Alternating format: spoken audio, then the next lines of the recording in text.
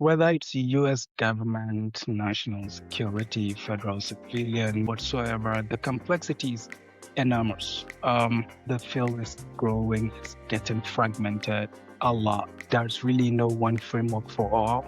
And GRC engineering is really contributing towards enhancing reciprocity.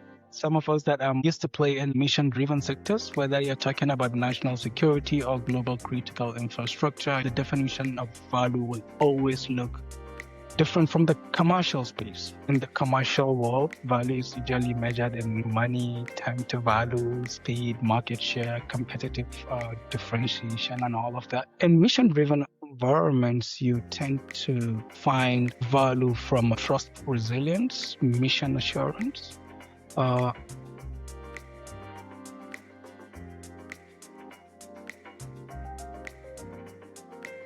Hello everyone, and welcome to the GRC Engineer podcast. I'm very excited about the guest I have with me today. Someone I really respect in the field, has a lot of experience, and also I think he's very knowledgeable in a specific niche, which I think will be super useful for us to learn more about because it's also a niche that is extremely relevant and extremely critical. So, Dr. Ibrahim Waziri Jr., super happy to have you with me today. How are you feeling?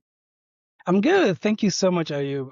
Truly appreciate you having me here. And it's great to be here. And you're doing amazing in the field. So thank you for all you do. Absolutely. I'm really happy about this. So to kind of give you some bullet points about your experience, so your current role is a global insider risk lead for the cloud CISO at Google. I recently started this role. So before you worked in the kind of GRC engineering space for federal at Microsoft across a couple of years. You've stayed there for quite some time, kind of moving and having different roles, getting promoted. And your work around the GRC engineering space has been quite thorough. So you worked on OSCAL, which is something we hear very often now. Using OSCAL and controls as code is a big topic. So glad to kind of thankful we can speak to someone that kind of did some of that implementation. Also, U.S. national security sector on both sides, CSP side and consultant side, and you also led ATO implementations. I know you're also big on teaching. So you taught as a professor. I know you have a course. I saw it on YouTube, kind of cybersecurity course that you've done in the past as well. And you are a cybersecurity fellow at New America. Yes. Anything else you want to tell us about your background, or was it a good overview? You've covered everything.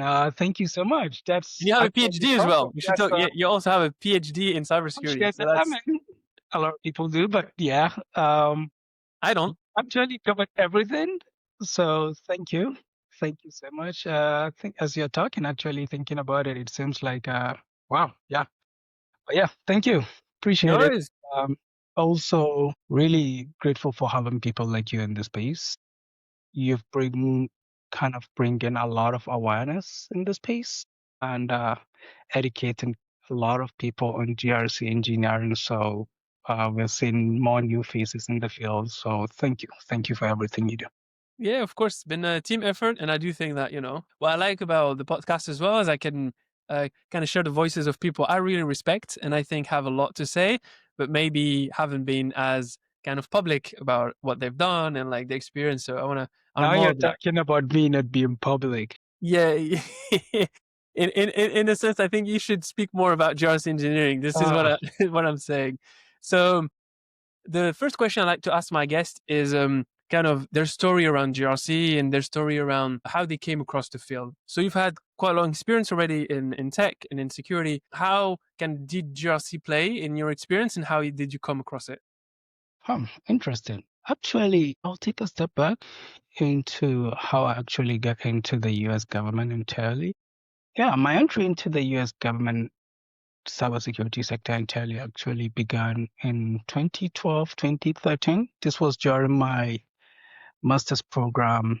Shortly after FedRAMP was kind of created, my professor at the time got a grant to work on infrastructure virtualization and kind of cloud security. And I was a grad assistant at the time. And we did a lot of research. And at the time, the US government is also increasing its adoption in the cloud space. So started getting my hands into virtualization security, a lot of ESXi, VMware, and then also started playing with like AWS and all of that. Yeah. Immediately after that, I started my PhD at Purdue University. Purdue is one of the best information security centers globally that is very connected with the government space. So that also kind of meant I continued with my research. And at the time, I was also working with RSA Security, primarily focused on like phishing attacks response and then reporting it to the authorities. And shortly with actually still during my PhD, I got an internship actually with the US International Trade Commission. This was around 2015, so shortly after Obama signed FISMA into law. Uh, FISMA, the modernization, not the Management Act. The Management Act, I think, is very old, but I believe the Modernization Act was around 2014. It was signed into law, and U.S. International Trade Commission were also modernizing and trying to comply with FISMA. So I interned there, and most of what I did was around security controls implementation. Just satisfying FISMA requirements. So that also kind of grounded me into the US government space. Immediately after PhD, moved down to the DC area, got a job with a firm that is a DARPA contractor as a security research engineer. Did a lot of research over there, a lot of interesting things, got my clearance over there. But then also because it's a small kind of team, I was also serving as a system administrator, as an ISSE, ISSM, you name it. So I did a lot of STIGN, a lot of security control implementations, power management, you name it, pretty much the entire thing, right? Now the recertification, this was 2016, 2017. I then left and moved to Deloitte. At Deloitte, I joined the Defense and Justice team. So this is Deloitte has a separate arm called GPS, I believe, government and public sector kind of arm of Deloitte. Over there, I interacted directly with the many agencies pretty much within the defense, intel, treasury, health, justice, you name it, pretty much all of them doing a lot of ATOs, right? So creating SSPs, managing poems, pretty much delivering ATO end to end, right? Covering the entire GRC lifecycle. Yeah. For both federal civilian and the national security sector. The US national security sector around 2019, 20, I believe. It was then announced that Microsoft won the JEDI contract. The JEDI contract, the major cloud computing contract from the DoD, and prior to like the whole Amazon injection and whatsoever. So I then joined Microsoft immediately after that. And that's when actually my focus shifted a little bit from doing things as a federal kind of employee person or rather contractor. So instead of doing NIST and DoD RMF, I'm now doing more of FedRAM, DoD SRG, CNSS I 1253, kind of like that CSP perspective. Switch to now the CSP side of the things. I was part of a team called initially government engineering, then GRC engineering, compliance engineering. So always I hear GRC engineering, I'm just so pumped because they're kind of bring back a lot of great memories. But at Microsoft we delivered the Azure for US government, pretty much all the environments, including the cloud environments, the air gapped environments. Then pretty much the national security environments, also build products for the government, delivered the compliance of those products, maintain the compliance of those products, responded to some of the major incidents that happened. And after Microsoft, I am now at Google. I'm really focused on the global scale, but doing the same work. Currently leading the insider risk management within the insider threat program team under the cloud CISO at Google. um, pretty much maintaining the global regulatory compliance. And along the way, I kind of picked a lot of other things along the way. Um, I was an adjunct faculty at Marymount teaching cybersecurity, GRC, I mean, you name it, a lot of courses within the cybersecurity field. Did a couple of fellowships here and there, mostly extracurricular stuff. And currently, I share the Mike and Cyber Fellow at New America. And that's kind of, I guess, at a very high level. Well, I don't know if it's high level, but this is pretty much Ibrahim. I love it. Love it. Thanks for the kind of more of a kind of story of how it kind of all started. That's very cool. You've been through kind of, you attacked the topic from all lenses. You've been through kind of all the different stakeholders that are related to the federal space from the security side. So it's cool. You probably have one of the broadest understanding from working from like the CSP, the consulting, like from all sides. I'm certainly grateful for the varied experiences, but there are a lot of also other people that are, all around. That's one of the beauty of the space. It's a very well-rounded space. Yeah, you can start small, but it does expose you to a lot. I'm certainly grateful for all the journey, and there's still so much more to learn. Like so much to learn, actually. So yeah, Very cool. grateful for all the experiences. Yeah, that's great to hear. Of course, you spoke about, especially at Microsoft, like compliance engineering, GRC engineering. For the kind of topic of this podcast, if in your experience and the way you think about the topic, how do you think you would define GRC engineering in your mind? This is quite interesting. Thank you for that question, because this is something I'm very passionate about, but I also don't think there's a single definition for what GRC engineering is because it's still being defined, right? One could argue that we are also kind of at the early phases of the engineering side of it, right? Not the entire GRC per se, that is very old, but the engineering aspect of it, one could argue that within the last decade is when it picking up, or rather it picked up and it's still being formed. But at a very high level, if I were to answer what GRC engineering is, to me, it's about moving from being static, manual, document heavy to kind of being dynamic, automated, embedding GRC into the sec DevOps lifecycle, building the automation, the machine readable approach to it, right? Believe, or I think traditionally compliance has been a process that happens some sort of like after the fact. Auditor comes in, the team scrambles to produce documentation, and it always felt like some sort of a checkbox exercise. I believe GRC engineering is flipping that approach and that model entirely to using more of engineering principles, right? Automation, measure readable policies, making compliance and risk management, part of the DNA of the entire DevOps from day one, right? Moving away from a 200-page documentation to codifying it into the pipelines, and yeah, whether it's through the use of infrastructure as code, policy as code, now we're hearing about rules as code, whatever it is as code.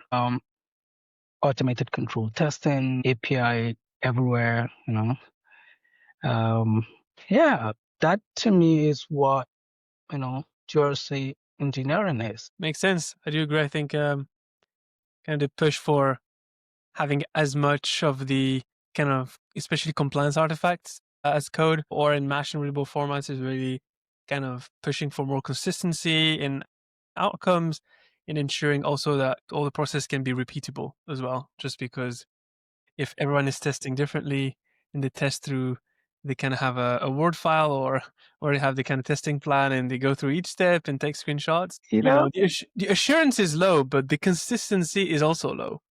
Exactly. That's interesting. Like, I think everyone that is in this field, if you talk to them, they kind of have their pain points to share, especially around like the whole documentation exercise, right? It's really felt very monotonous and manual. And To actually add a bit, I think that's why I find GRC engineering very transformative because whether it's US government, national security, federal civilian, maybe another health sector, regional, global, whatsoever, the complexity is enormous. Right now the field is growing, it's getting fragmented a lot. It's overly fragmented actually, not even getting so.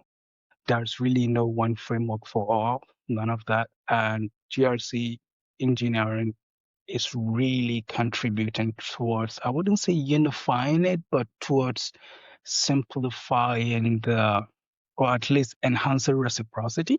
So those are all to me the true power of GRC engineering. It's about efficiency ultimately. Yeah, 100%. Yeah, I think it's one of the. I think efficiency, and then like if it can be more consistent, then you can leverage that data for actioning stuff. Because right now, other teams don't care about GRC data because the data is not high quality enough for them to use it for decision making. So I think if you can Absolutely. have better data, then in terms of using that for the CISO or for the head of SecOps and other teams to make decisions on their roadmap and stuff based on it, then it's another win we can Yeah, get. So yeah, certainly. that's Great point, by the way. yeah, but we're working on it. At some point, we'll get to it. It's that's why I think sometimes I like your definition. I think sometimes GRC engineering is also solving more of a data problem in a sense because that consistency and all that part. And then it looks more like data engineering and like it properly ingesting data in ETL process and Yep. And you raise an interesting point, which to me is a great value of GRC engineering, especially when now that we're switching to like a continuous monitoring model. So, evidence no longer needs to be still, right? You're constantly validating, verifying, testing the whole continuous monitoring of aspect. So you pretty much have the fresh, for lack of a better word, data as needed. So 100% agree with you on that. yeah, that's exciting times. And something I wanted to ask you is like in your experience, there's of course GRC engineering the manifesto, kind of the core members and stuff, it's very B2B SaaS biased. So there's a big shift like that we see for tech companies and we see other companies doing it, but I think the ones that are the most vocal are probably like typical kind of tech companies. Of course, in your experience, you worked on GRC engineering problems from a completely different lens and for a type of customer or type of stakeholder that people would think are ill-fitted for GRC engineering as a concept because of typical stuff you hear around the public sector. How do you think the GRC engineering principle and some of the practices they fit to that context? Interesting. If I understand your question correctly, is it more around how does GRC kind of engineering principle translate across the different governance models? Will that B2B federal sector? Okay, that's a great question actually.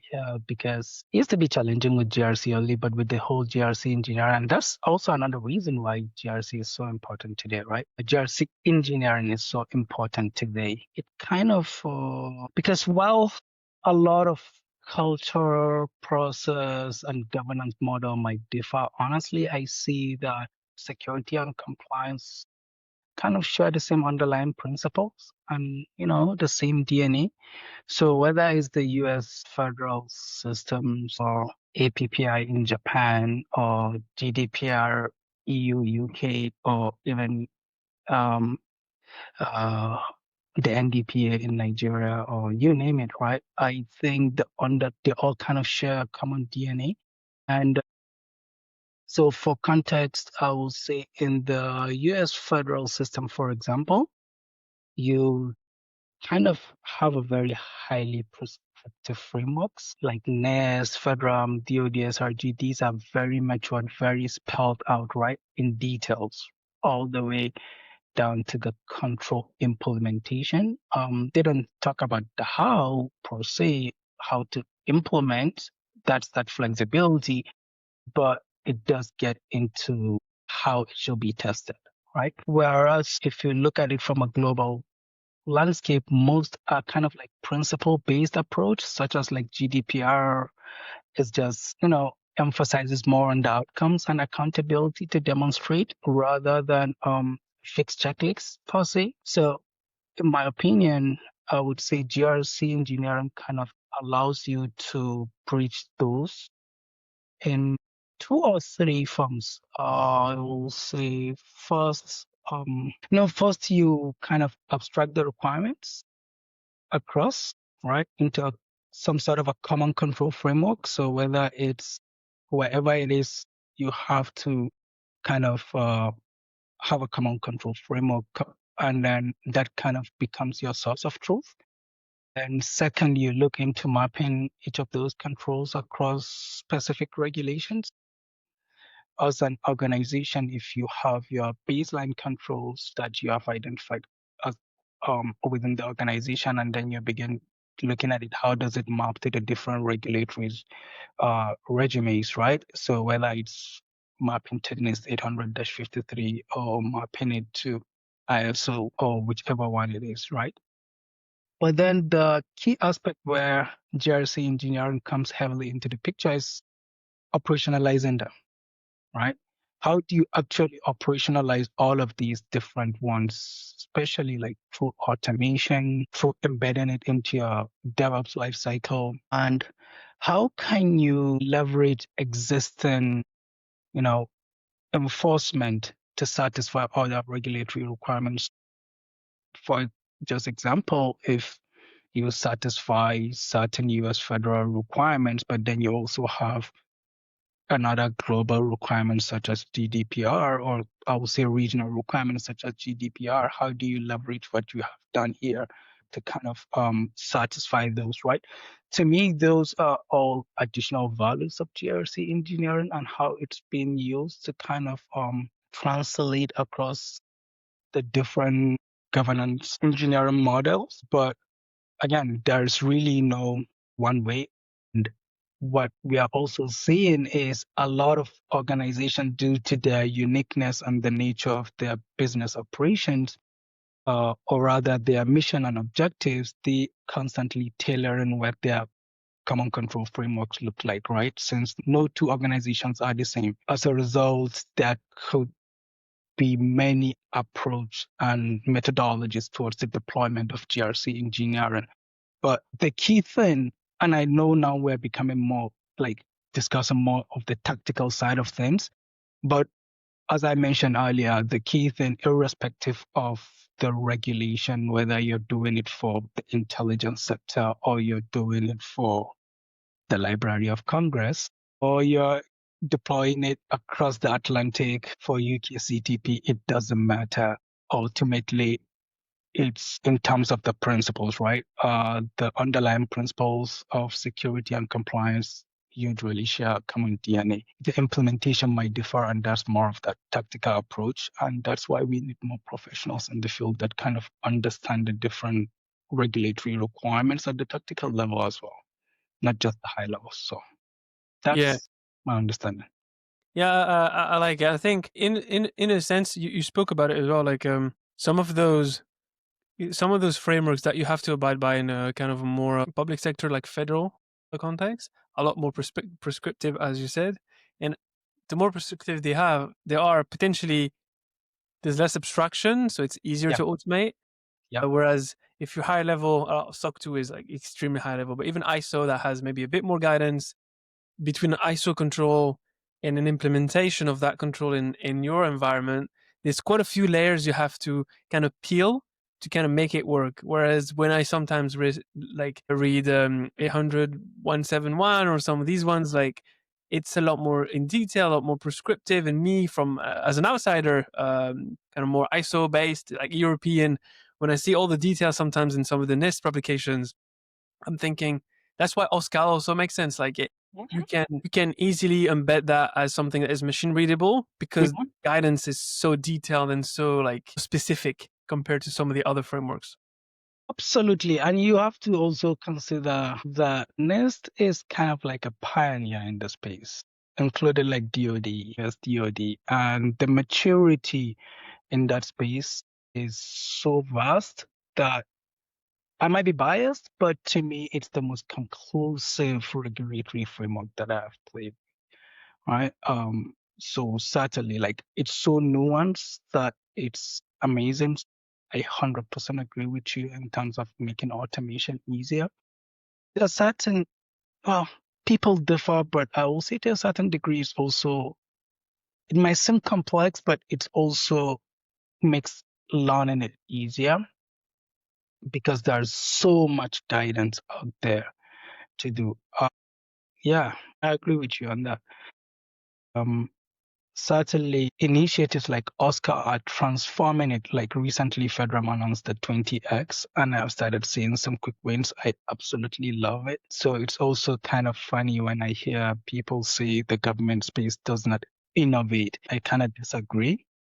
It might not move as fast because of, and it's not because it's incapable of moving as fast, but most times this is a risk-based organization, risk-based environment where, the cost of a mistake in some of these highly regulated environments, it's directly correlated with human lives, right? So it's not just profit or whatever it is. So there's more details and kind of rigor as well as, adoption of newer things must undergo much more scrutiny prior to adoption as a result. But the innovation we're seeing in the GRC space, it's amazing. The recent executive order called for having rules as code. We're trying to see what that looks like. Oscar has been transformative, to be honest. I see a lot of non-US government regulations also adopting Oscar. And one thing that a lot of folks are not even realizing is Oscar has significantly helped compliance operators and compliance engineers because they actually have to explain less to the engineering teams. Engineering teams are now having context behind why they are doing the things they are doing. It's not just another bottleneck, right? So definitely looking forward to the continuous evolution in this space and the transformation. And I'm so excited. I see a lot of startups coming left, right, and center everywhere. So it's an exciting time to be Yeah, in. yeah, 100%, 100%. Yeah, I really see, like what you say. We'll speak about it as well later, but yeah, it's always this thing where people think, oh, it's never moving fast enough. But I think it's like when you think about what they're trying to protect and like the consequences if something goes wrong, it's not just I lose one customer that brings me 100K. It's Exactly. like completely different kind of challenges, and the scale of the risk is like orders of magnitude above anything the private sector has to deal with. So I think that's an inherent thing that will make you slower. Make it like thinking about potentially like the most powerful country and like how complex the way all those checks and balances are, but then still kind of coming up with Oscar and all these ways to actually making it faster for quite a few people in kind of ecosystem. It's still something that has like to be very commendable. Certainly. 100% agree. Yeah, I think it's something that you have to play sometimes in it to understand the details and the rigor around it. But there is certain, I mean, how can we even say the government is not innovative when truly, you know, some of the main backbone of what we are doing today Yeah, is invented by the government? 100%. 100%. A follow up question related to what you just spoke about is so we spoke a little bit about the role of kind of tools like Oscar and how they've helped also engineers, which is very true, right? Like they can have the context embedded in something they can manage directly because it's embedded as code and something they can use directly. In terms of like some of the when I think about the federal space, I think about stuff like POAMs and SSPs and the kind of the key artifacts you have to produce on a regular basis to kind of prove continuous compliance, they have to be reviewed, etc. There's a lot of guidance and specific guidance on how you should write it and what should be in there, etc. And like for that, as I said, like it's very prescriptive. As we spoke just before, like in a sense, something that is prescriptive is easier to standardize, and then which means it's potentially easier to automate. You would you say because a lot of people sometimes they feel lost about GRC engineering. They don't know where to start, and they don't know like what are some of the kind of the foundational steps they should take so the automation actually brings in benefits instead of just like a quick script that helps with something. But at the end of the day, when you think about your program at large, it hasn't kind of moved the needle. So do you think that this whole kind of very, very prescriptive and very specific guidance is actually a benefit for? Yeah, it is, and it has both things. But if you asked me this question a year ago prior to Google, I would say no. It's absolutely the best thing ever, since sliced bread. But now that I am playing within the global landscape, yes, it is incredibly good, but at the same time, it has its own issues. So I guess I will say in many ways, right, the prescriptive nature of US federal kind of frameworks really does make automation easier. So things like how you should document SSP, what a poem should be like, right? The NIST control sets, even auditors like using NIST 800-53, so it from an implementation as well as audit, beyond even automation, it actually gives me as a compliance professional a head start to know what the auditors are going to ask, right? Because I have the playbook. Now, when you kind of have this very clear definition of what needs to be, say, documented, what evidence is required, and how compliance is usually measured, you will be able to it makes it easier to codify these into kind of tooling and then establish a workflow because everybody speaks the same language. So you find the challenge is not necessarily that it's continuously changing, but rather it's just more of learning. Like, do you know how to do it? Right. And that's exactly what enabled things like OSCAR, right? Turning the whole static documents into machine readable format and to enable the automated validation. But then everybody in the federal space does it the same way. However, on the flip side, which is something that now I'm learning on the global landscape, is the prescriptive nature can also kind of introduce its own rigidity, right? And what I mean by that is, so if you right now go to say FedRAM site and download the FedRAM template and process it, perfect. Yeah, as a cloud service provider, good. You are good and whatsoever. But if you now need to implement GDPR, you need to do ISO 27001 or whatsoever elsewhere, or you are serving customers in Japan, you have to do APP and all of those, you then begin to see you cannot necessarily leverage those templates that you already have because they are kind of very prescriptive, very detailed, right? And I guess that's why also bringing it back to the earlier point of having a common control framework at your organization that maps to everything. So to answer your question at a high level, I would say it's certainly the prescriptive nature certainly helps with automation and engineering. And beyond that, the uniformity. It makes it so much easy to just converse as professionals because we are speaking the same language. Terminologies are the same. But the minute you leave the US federal sector, you talk to someone who has never played in the field and you say poem, they are going to give you a look like, what the heck is poem, right? Tell me risk register or talk to an ISAC professional. I mean, they're basically the same thing, but what is poem, right? So those kind of things, I think it's all part of the evolution of the field. I don't see them as barriers, to be honest. I see them as the field continuously becoming the maturity of the field, where GRC engineering is coming in is kind of creating that abstraction layer of like the common control frameworks, the common terminologies, common methodologies, common approach, all of those things, right? You can take the detailed prescriptive US federal regulatory model, map them to whatever outcome based model you want to. And we are seeing maturity in that space. I mean, when was it? A few weeks ago. No, actually, a few days ago, I went to download the CCM templates and I realized they have the Oscar version. I'm like, this is amazing. The CCM in Oscar, that's great, right? I wish everybody would adopt that. So we're getting there, but GRC engineering is certainly helping with like the precision and automation of the field. But yes, to answer your question, SSPM poems, the prescriptive nature of US federal sector accelerates automation. But automation is not the only thing within GRC engineering.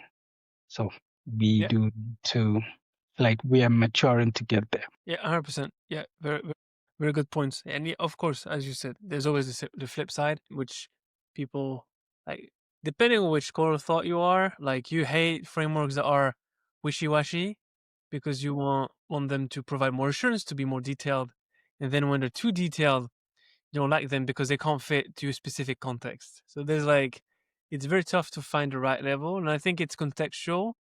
And that's where like having a common controls framework or like that additional layer that can make sure you satisfy the regulators or the auditors on all sides, but you get it at the right kind of abstraction level for your own needs. So that's where you can get maybe that sweet spot.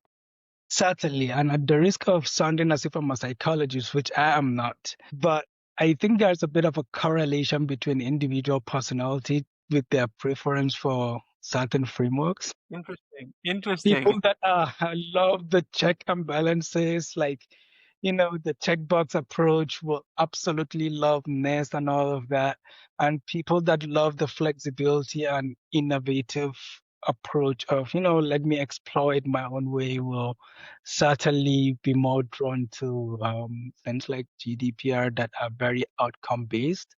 So I 100% agree with you on that front as well.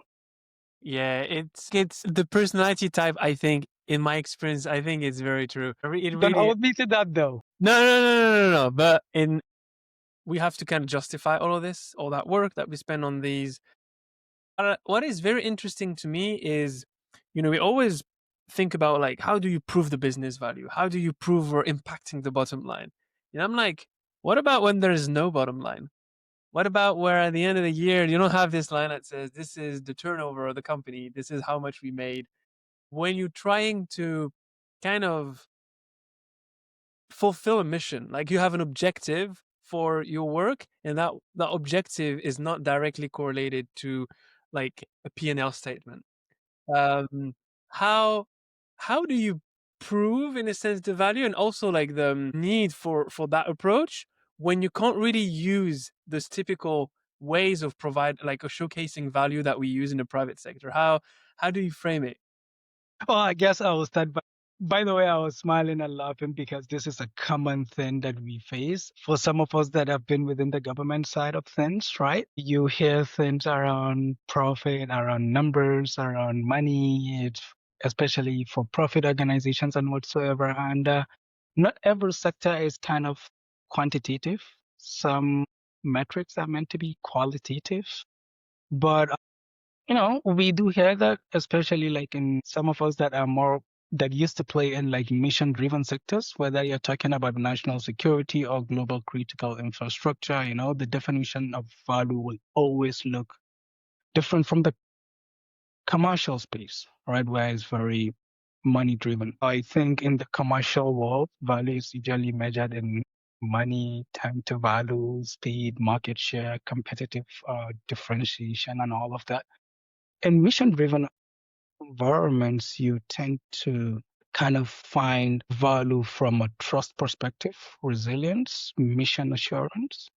Also, I mean, speed matters. Speed is highly valuable, but not at the expense of security, especially with international security sector, right? I mean, if I am to value the GRC in like these different sectors, I think I'll look at it from actually now the uniformity of how I will value GRC across the different sectors will be around mission continuity, right? Mission is not only left for the mission driven perspective, but even organizations are on a mission, right? Mission ultimately is just a terminology, whether you want to call it objective or mission, the same thing. But truly, it's more of around that mission continuity or objective continuity. Like, are we able to operate securely without disruption? Whether you're commercial or federal space, disruption is something, right? Also, emerging threats, geopolitical events. all of these, how do they really impact the mission? The second is more around, the regulatory confidence. Whether you are in the commercial sector or the government sector, so long as you're going through some sort of a GRC, there has to be some sort of a confidence, right? Are you able to satisfy the regulatory requirement and not just see them as a checkbox? No, rather, are you able to ensure like the reason why you're doing them and implementing is actually achieved? So I will say from like at least the US federal sector, there's actually a dedicated approach around tailoring, mission tailoring, where before you even get into security control implementations, you have to look at your information types, your information systems to define how you actually approach your implementation, as well as to understand the severity of your environment, just so that you decide whether it's going to be low, moderate, high, or whatever it is. And you kind of find an exhaustive list of all of these mission driven organizations. So even at the system level, now getting very tactical, actually, even at the data level, it's aligned to the mission. Like if you look at 800-60, like NIST 800-60 definitely goes in details around the different information types and information systems kind of types. And those types are basically mission driven, right? So then there's the resource kind of efficiency side, which I usually consider the third part that is also applicable to both commercial and federal spaces, or rather, I would say public sectors. Resource efficiency is something I highly value, especially now that I'm kind of playing in a global regulatory landscape. The ability to satisfy one regulatory requirement and, as we discussed earlier, have some sort of reciprocity towards another, or actually I satisfied this audit to then now be able to also, submit or reuse the same evidence towards another audit and reduce kind of like um the budget in itself, the personal requirements, just automation. These are all parts of it. So yeah, the commercial side might have a bias for measuring value from a monetary perspective and also monetary gain. But even within the public sector, you can count savings. Of course, like if you start talking about resource efficiency, then you are saving a certain amount of the budget, then that's also a metric. But absolutely, a lot of public sector regulatory requirements are mostly driven by qualitative metrics. Are we maintaining trust? Are we securing? Are we establishing trust across the environment, society, whatever the mission of that agency or organization is? Also, as I mentioned earlier, the mission assurance and then the resilience. So yes, that is something that isn't uniform across, but it requires kind of bridging the gap. And we are seeing very well seasoned CISOs being able to play in those different areas because they understand it. They up level it and kind of communicate that. CISOs are now part of the board, like, they are key members of the board, not just on the sidelines. So we're still seeing the gap being closed. But yes, the metrics can differ sometimes, but the underlying fabric is the same. Mhm. That's how I see it. Ultimately, No. I like the way you frame it. At the end of the day, like it's mission driven, but you said like kind of resource based, which is true. Like they still hire individuals which are paid, and each hour is worth something mhm. because all of them kind of getting a salary from the job. So kind of saving hours in a sense is a way to both like increase speed just because you spend less time on a task, so you can have more velocity, but also at the same time make it more efficient so you get the same outcome but for less. Yeah, it's Yeah, it is not just about compliance success, right? It is mission and objective success. So 100% agree with you.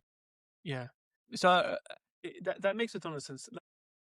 Another thing that I found a bit more challenging in these environments, especially once again saying like GRC engineering has that kind of B2B SaaS bias and like cloud native bias and all these ones is I see that where there's also an interesting parallel between more of the public sector space and some of the older enterprises, so companies that existed way before cloud, way before all these technologies, is the kind of heterogeneous aspect of their infrastructure and the systems they work with.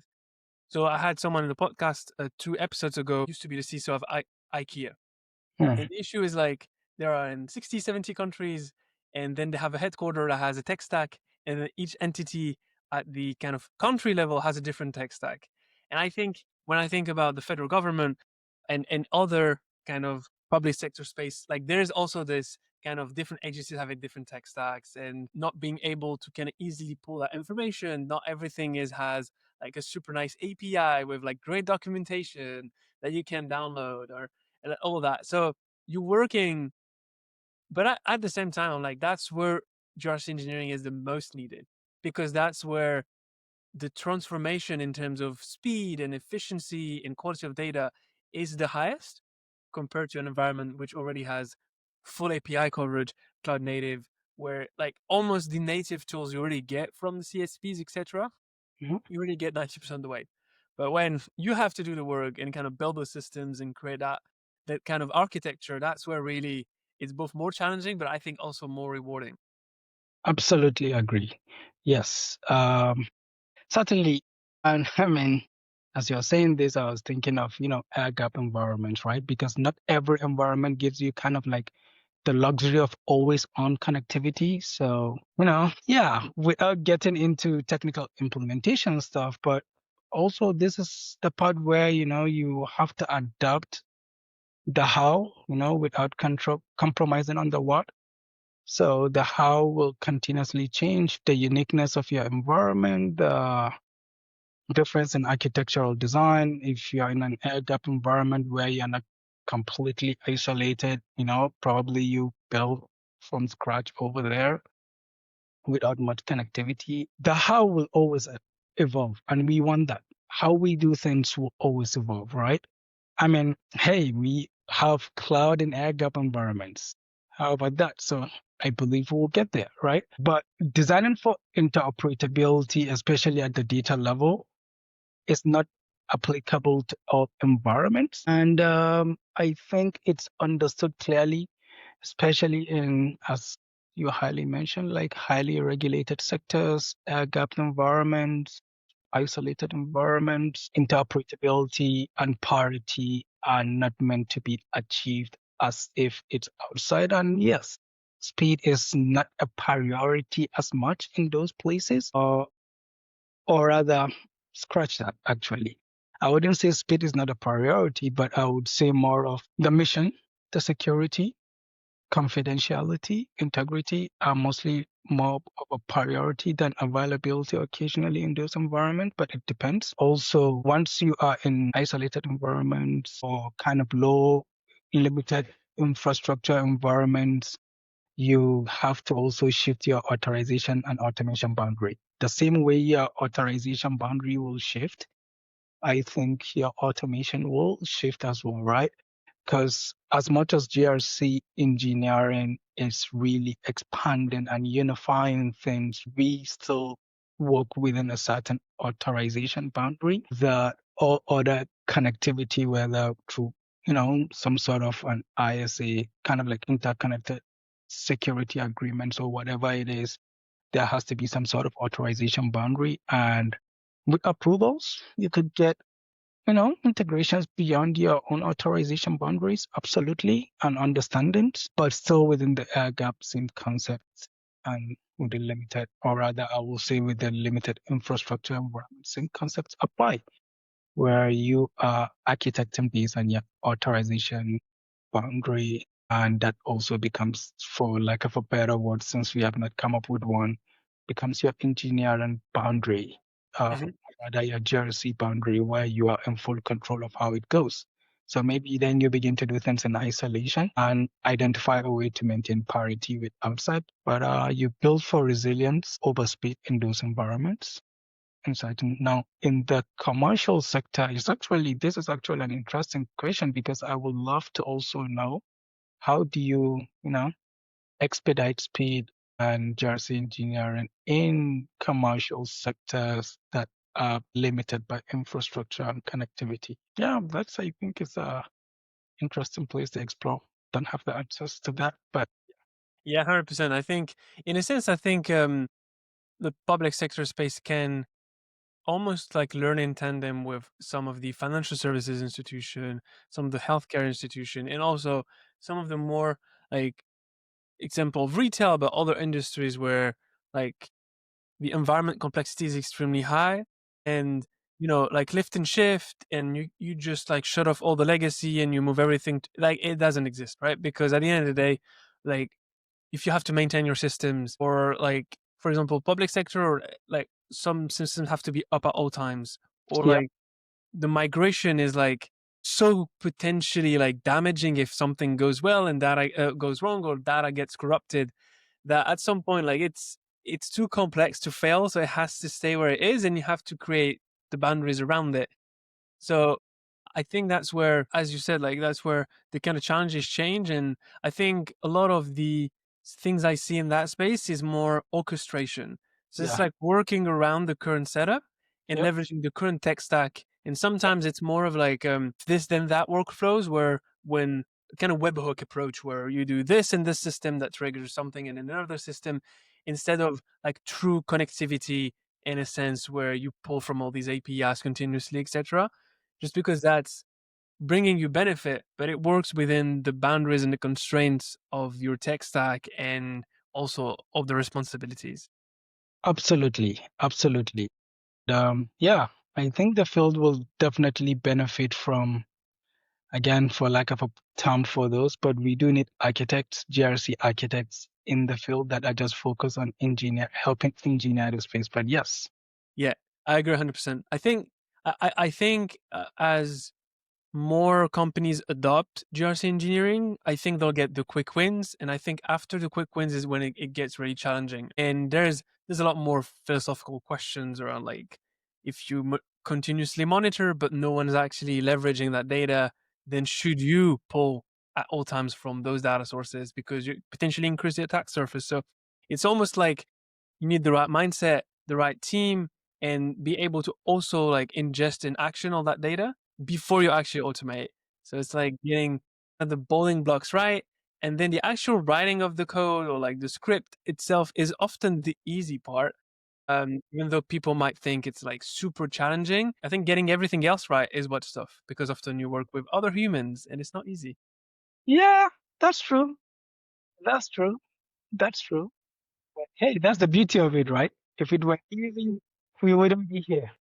Um, Last question I have on like kind of the specific topic is around like, and we spoke a lot about how the hindrance to speed are for good reasons, quote unquote. But do you think that how would you cross the line between we need those checks and balances because of like super critical national security interests and things that we need to make sure that the risk posture is still like in good shape, etc., versus things that people often would say about like public sector in general, like, oh, there's a lot of paper pushing, there's a lot of like documentation for its own sake and all these things, and you need 15 different approvals from Mars and different planets to do anything. How do you kind of make the difference between the two? And in a sense, like, especially I'm thinking of LLMs and this, like, how can GRC engineering also help in terms of like expediting the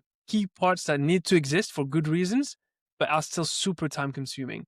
I think there's that gap of, I would even say gap, there's that part of rigor versus bureaucracy, right? And I think the public sector gets a lot of it, especially maybe it's the G in GRC that is contributing to that because people hear governance, so it's just a bureaucratic stuff. But I might be biased, maybe, but I actually don't see it as much as that because again, the public sector GRC space is evolving quick. I don't think there's any Well, that's a huge claim, but I will take it back. Nest pushes out so much updates that I'm yet to see from anyone. We just spoke about what FedRAM is doing with 20x, right? We've seen Oscar and whatsoever. But there's certainly the part of, the bureaucratic drag of, on the other hand, of doing or following a process just for the process sake. That's how we know how to do it. So that's what we're going to do. But one could argue that the whole GRC engineering is meant to challenge the space, right? GRC engineering is challenging the traditional GRC approach. In terms of efficiency, to your point, for me, the distinction usually starts with intent and impact, truly. Like, why? I know in the work environment, it's not always the most preferred occasionally, but that, essential rigor is usually very valuable in terms of understanding the intent. Are we doing this just because it's the process, or are we really doing it because there is a certain impact associated to it, right? I'm in the tech field, so I have a bias for OKRs, right? I want to know whatever I'm doing is mapped to a specific OKR associated to it. And in practice, it could be, applying GRC engineering to streamline without any weakening oversight. It could be, codifying a control to validate continuously also, but it's aligned to our specific OKR of continuous monitoring. And that kind of really engaging by aligning with the specific objectives, the impact and whatsoever you find reduces that bureaucratic rigor and the bureaucratic drag that everybody talks about. The other part is the translation of things. The compliance field, or rather GRC field in general, tend to suffer a lot because as a compliance specialist, you're expected to be able to speak to engineering teams, be able to speak to legal, be able to speak about money, so that context switching can have its own on the professional's ability to communicate across the board, and then could also result in some additional drag. But all of this is not to say that there isn't bureaucracy in the field, and I think we do suffer a lot from it because we have so many stakeholders in our side of the house, right? Every single time, the bigger the stakeholders, the more you have to do a little bit of educational side of things in providing more awareness, because not everybody is an expert as you are in the field. Not everybody understands the different contexts. So you have to constantly meet people where they are and all of that. And that's why for us, soft skills is very, very significant. Mm-hmm. But in general, I don't think it's limited to GRC field only. It's pretty much the workforce, right? Bureaucracy is part of it. We embrace it, right?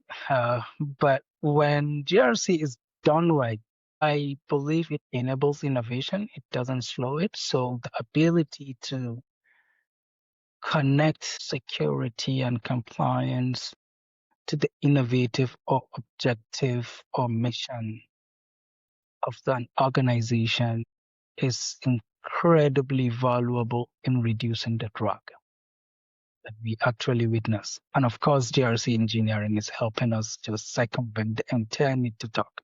If I can have an automated way of validating a control and I don't need to go and ask somebody to give me a certain evidence, I'll probably take that route. So then maybe that will also put me out of job. Who knows? Not yet, not yet. But yeah, that's the beauty of the field. I like it. I like it. A great answer on this topic. I think you can really hit the nail on the head. I think we need to understand really the role of each, and how some of it is actually for a good purpose, even though in your very kind of narrow understanding you might think it's not. But once you understand we spoke about the mission and the intent, and you understand all of this, then you kind of get more of where is it coming from.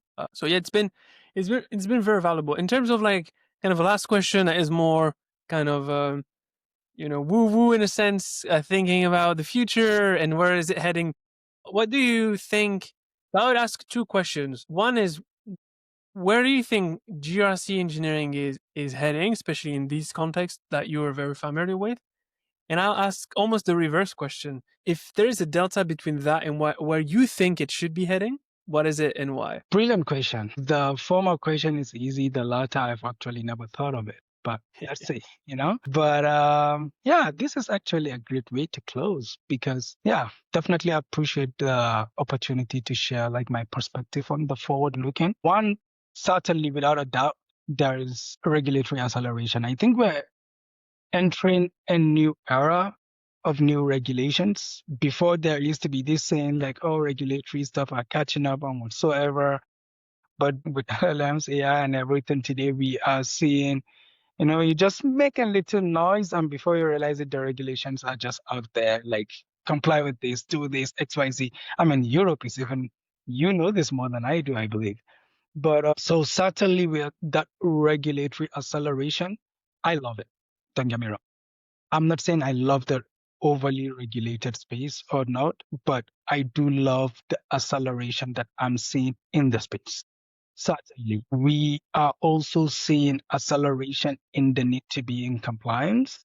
So there used to be a time like where achieving ATO certification within the government space will take you months, sometimes a year to do that, And now we are seeing like, I mean, I haven't read much into it, but I see that people are able to achieve is it 20 Federal 20x. I think I don't know if it's at the high level or not, but in just weeks, or is it weeks or months? So super, and like we've started seeing so many people with tools like ATO in weeks. There used to be a time, by the way, where people will laugh if you say achieve an ATO in 3 months. Like, what? How dare you? And now we are really just moving super fast. So there is certainly that acceleration, and it's not just limited to the US landscape.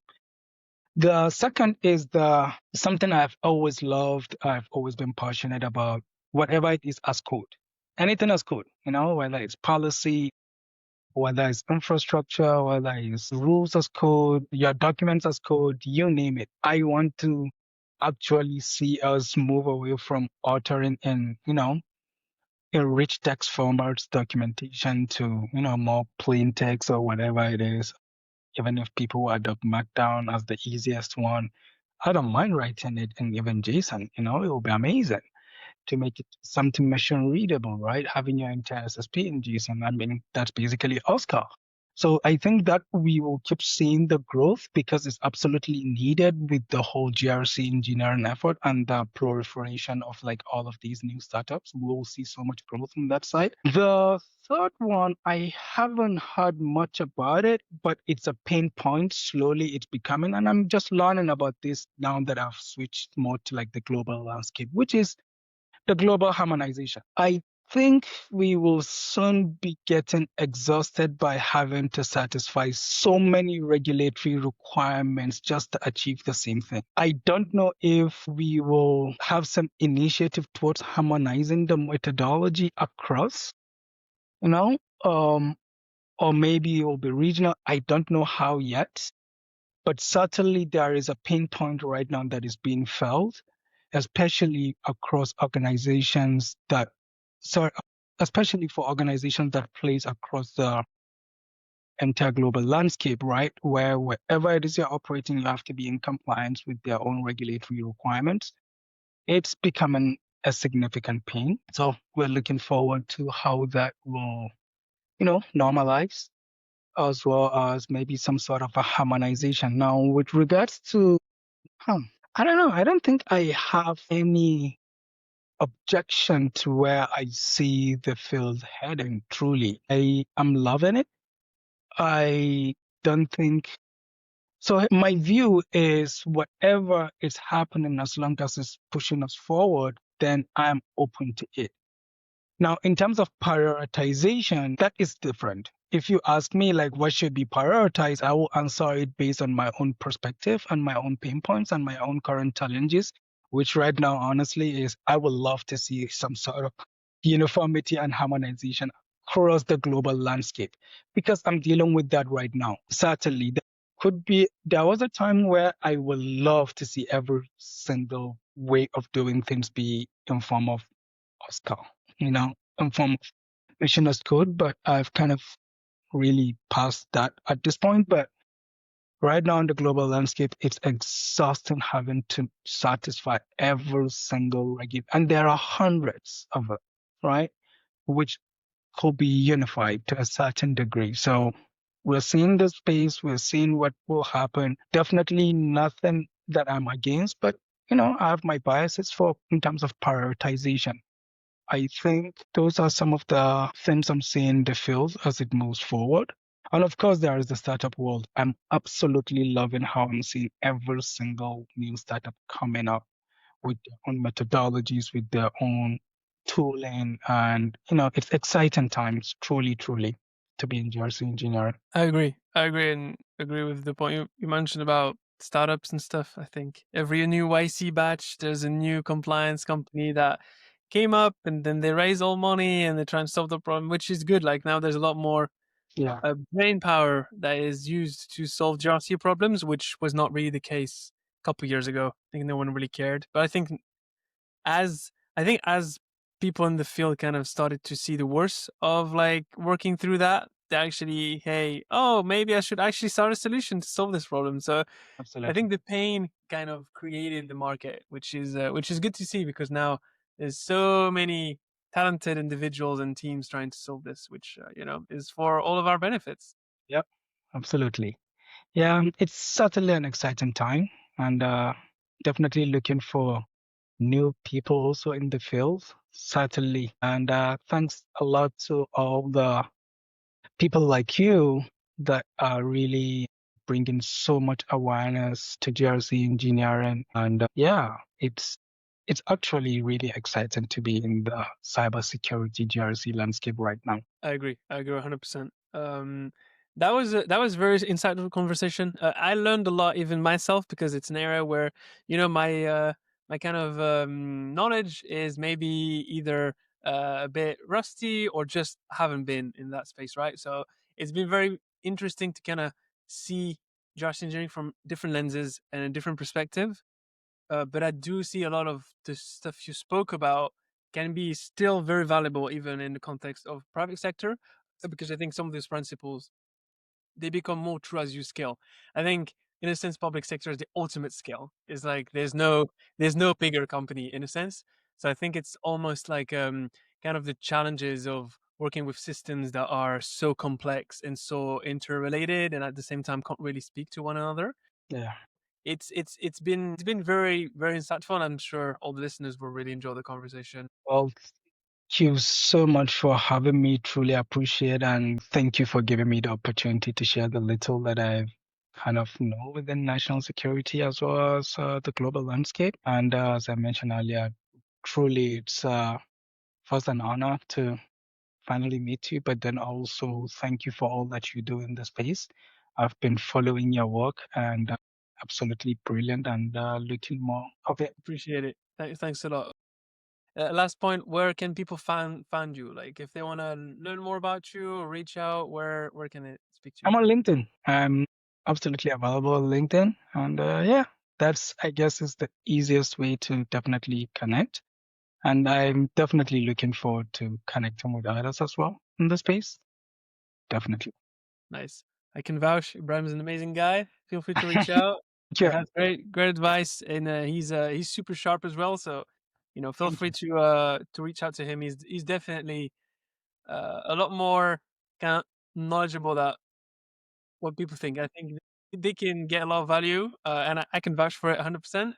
Especially if you're, I think, in the public sector space, even like career guidance and stuff like this, I think you'd be an amazing resource. Thank you so much for your kind words. I'm still in learning mode. We are still learning, not to stop people from reaching out. So please, anybody that I can help should certainly reach out, or anyone that I'll also benefit from. But yeah, still in learning mode. And thank you so much for the kind words. It's been a pleasure to be here.